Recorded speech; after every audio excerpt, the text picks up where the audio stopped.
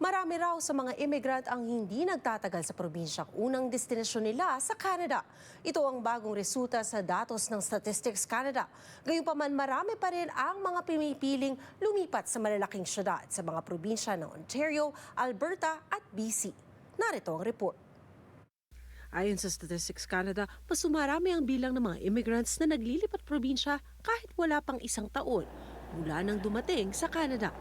Pero tila paborito pa ring destinasyon ng newcomers ang mga probinsya ng Ontario, BC at Alberta sa kabila ng malaking populasyon nito. Mamumulat ka sa iba't ibang ethnicity sa buong mundo at yung mga experience na yon hindi mo yun makukuha sa mga maliliit na cities na hindi masyado napupuntahan.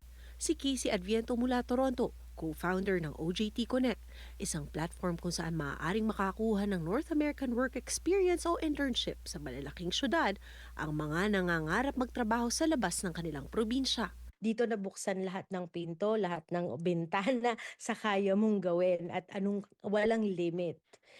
Mas maraming posisyon, mas maraming jobs, maraming tao, maraming services. Batay din sa StatsCan, nasa 5 taon pataas ang retention rate ng family-sponsored immigrants at refugees. These provinces remain strong magnets because, syempre, yung kababayan natin would look, or not only our kababayan, immigrants, would look for, in my own opinion, job availability, yung maybe looking for larger labor markets, and established immigrant communities.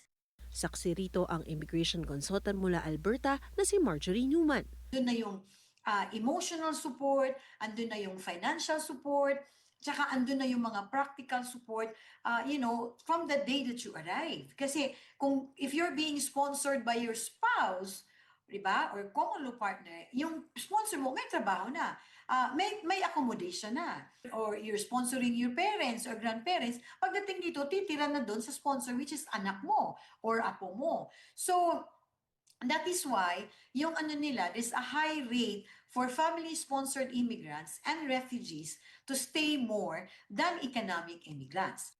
Retention differs by immigration category. Dagdag ni Newman, factors daw ang oportunidad, sahod, housing affordability, taxes at kung gaano kahirap kumuha ng lisensya o experience accreditation sa propesyon na nais pasukin. Halimbawa anya sa Alberta, maliban sa healthcare at health support, malakas na sektor anya ang turismo at hospitality. We have the Banff, we have Jasper, we have Canmore, yung mga tourist spots namin, always looking for workers all year round. Tapos sasabihin ng iba, even na wala na daw trabaho kung winter, no. Kasi remember, yung Canadians love winter.